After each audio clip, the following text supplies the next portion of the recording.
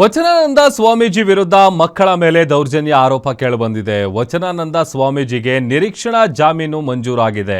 ದಾವಣಗೆರೆಯ ಹರಿಹರ ವೀರಶೈವ ಲಿಂಗಾಯತ ಪಂಚಮಸಾಲಿ ಪೀಠ ಏಪ್ರಿಲ್ 21ಕ್ಕೆ ಜಿಲ್ಲಾ ನ್ಯಾಯಾಲಯದಲ್ಲಿ ನಿರೀಕ್ಷಣಾ ಜಾಮೀನಿಗಾಗಿ ಅರ್ಜಿಯನ್ನು ಸಲ್ಲಿಕೆ ಮಾಡಲಾಗಿತ್ತು. ಷರತ್ತುಗಳನ್ನು ವಿಧಿಸಿ ನಿರೀಕ್ಷಣಾ ಜಾಮೀನನ್ನ ಕೋರ್ಟ್ ಮಂಜೂರು ಮಾಡಿದೆ. ನ್ಯಾಯಾಲಯದ ಅನುಮತಿ ಇಲ್ಲದೆ ವ್ಯಾಪ್ತಿ ಬಿಟ್ಟು ಹೋಗಬಾರದು. ಇದೆಲ್ಲ ಷರತ್ತುಗಳನ್ನು ಕೋರ್ಟ್ ವಿಧಿಸಿರೋದು. ಜೊತೆಗೆ ಸಾಕ್ಷ್ಯಗಳನ್ನು ನಾಶ ಮಾಡಬಾರದು ಅಂತ ನ್ಯಾಯಾಲಯ ಷರತ್ತನ್ನು ವಿಧಿಸಿದೆ. ಹಾಸ್ಟೆಲ್ನಲ್ಲಿದ್ದಂಥ ಮಕ್ಕಳ ಮೇಲೆ ಸ್ವಾಮೀಜಿ ಮತ್ತು ಬೆಂಬಲಿಗರಿಂದ ದೌರ್ಜನ್ಯ ಆರೋಪ ಕೇಳಿಬಂದಿತ್ತು.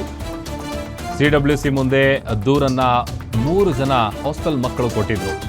ಈ ಹಿನ್ನೆಲೆಯಲ್ಲಿ ನಿರೀಕ್ಷಣಾ ಜಾಮೀನನ್ನ ಪಡೆದಿದ್ದಾರೆ ವಚನಾನಂದ ಸ್ವಾಮೀಜಿಗಳು. ನಿರೀಕ್ಷಣಾ ಜಾಮೀನು ಪಡೆದಿದ್ದಾರೆ ವಚನಾನಂದ ಶ್ರೀಗಳು. ಅವ್ರ ವಿರುದ್ಧ ಸಾಕಷ್ಟು ಆರೋಪ ಕೇಳಿಬಂದಿತ್ತು. ಅದರಲ್ಲಿ ಇದು ಕೂಡ ಒಂದು.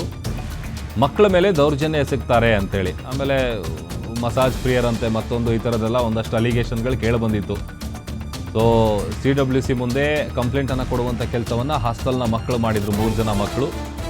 ಅದರ ಆಧಾರದಲ್ಲಿ ಈಗ ನಿರೀಕ್ಷಣಾ ಜಾಮೀನಿಗಾಗಿ ಅರ್ಜಿಯನ್ನು ಸಲ್ಲಿಸಲಾಗಿತ್ತು. ಒಂದಷ್ಟು ಷರತ್ತುಗಳನ್ನು ವಿಧಿಸಿ ನಿರೀಕ್ಷಣಾ ಜಾಮೀನನ್ನು ಪಡ್ಕೊಂಡಿದ್ದಾರೆ ವಚನಾನಂದ ಶ್ರೀಗಳು.